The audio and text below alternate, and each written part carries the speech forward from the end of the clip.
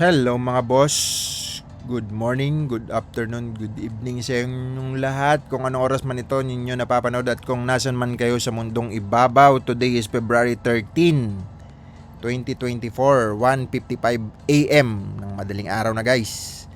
So this is your service Mr. KGB Crypto at ito na naman tayo, yung kalahati lilipat natin sa RON token guys. Yung kalahati ni-stake natin, yung kalahati nililipat natin dito. So ayun yung mga ginagawa natin. Kaya ang gagawin natin, ibibili natin yan ng RON ulit, tapos i-stake natin ulit. Yun lang naman ang ritual dito sa RON staking natin at RON buying ng RON and RON staking. Okay, so ayan, meron tayong 23 AXS, ililipat lang natin sa RON yan. So meron tayong 67. So make it sure lang guys, pag gagawin nyo yan, dapat lagi kayo may matitira na RON sa inyong mga wallet, kasi pag naubos, hindi nyo magagamit. Okay, ulitin natin, need to financial advice guys. Disclaimer lang to, lagi natin sasabihin. Obligado yun no, pag nagbablog ka, lagi mo dapat sasabihin yan. Disclaimer, hindi po ito financial advice, for educational purposes lang po ito. Kasi totoo naman, yung iba kasi, ginaya ka ngayon, pina-follow ka, tapos ginaya ka, pag nalugi, nasisi ka na, in-unfollow ka na. Kahit madalas ka nagsasabi na hindi po ito financial advice, wag nyo pong gayahin at posible pong malugi kayo, ginaya ka. Dahil ginaya ka, nalugi, nasisi ka pa, ngayon hindi na active, hindi na nakikinig. Ay daw eh, bahala kayo, buhay nyo naman yan, pera nyo yan. Pero yung sinasabi ko lang, kung magpapasok man sa crypto, masyadong volatile sa crypto guys ha. Tapos ang ilalagay mong pera, yung buong kayamanan nyo, naku po, pag nalugi ka, iyak ka. Yung iba kasi pambili ng kalabaw, pampakimo, linalagay sa mga investment, nako. Dapat ang ilalagay mo lang, extra pera mo lang, kasi pag nalugi ka, lalo na ngayon online, nakikita ng mga investment online, yung pinaghirapan nila, nagtipid muna, hindi muna nagpadala sa pamilya. Siyempre, sabi nga naman, mag-business, yung pinasok, mabilisan, it's good to be true, na walang gagawin, lalagay ka lang daw, may cheque pa, tataya-taya, ayun, na scam, mga paluwagan, mga forex na nagpapa-invest, mga junket. So, masyadong marami tayo naka-open na browser guys. Wait lang natin. So, ayun siya, kaya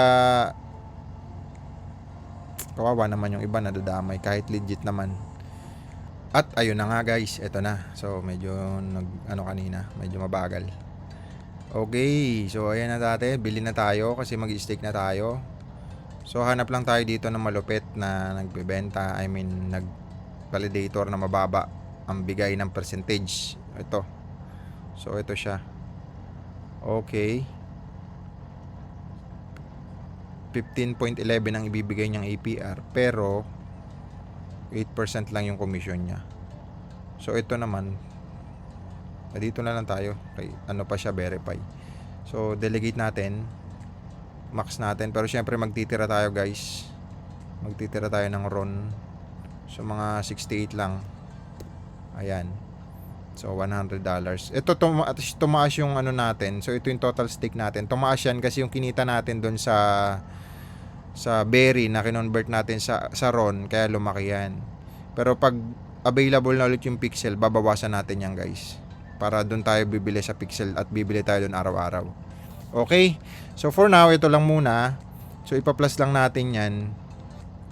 Ang total natin ay 2546 plus 68. Ito yung thumbnails natin, na total ng RON natin ay 2614. So 2,614. Delegate na natin to guys. Ito sinasabi daw, yung 68 magkakaroon daw ng 10.61 per year. So okay na din yan. Kung tumaas pa yung RON, di ba? Okay. So again, dito financial advice ha. Paulit-ulit natin sinasabi yan. Dito financial advice. So yun lang yung ating mga ritual. Ayan na, tapos na tayo sa ating ritual sa RON token guys. So ang update natin, ayan na. Okay, total stake, tama ba yun? Nag-plus na ba yun? Parang hindi pa ata. Ito kasi yung kahapon. So wala pa yung isang transactiones na ngayon. So 24 228. Mali pala to. Dapat 24 plus 64. Tama. 68 ba yun? 68, sorry. 2824 plus 68. Ito yung thumbnails natin. 2892. Tama ba? Check nga natin. Kasi kahapon, dito lang yan guys. Sa ating channel, ayan yan. Sa Ron, ayan, 2824. Last video natin. So, ayun, nag-interrupt, hindi pa napapasok. Ayun. Ano lang natin, ulitin lang natin mag-upload. So, yun guys. Yun lang ang ating update. Tama ba?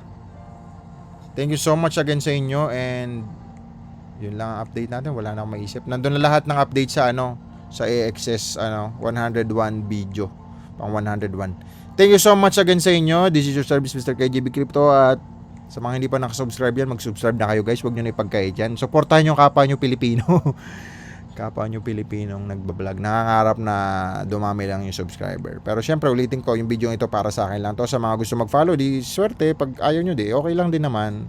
Pero kung naka-follow ka na, hit mo yung notification bell. And kahit papano, yung mga video natin na binitawan dyan, may mga onting dyan, wisdom thoughts, mga experience sa business, ideas, or kung ano pa man ng mga tips. So, bahala na kayo. Thank you so much again sa inyo. Bye-bye guys. See you tomorrow.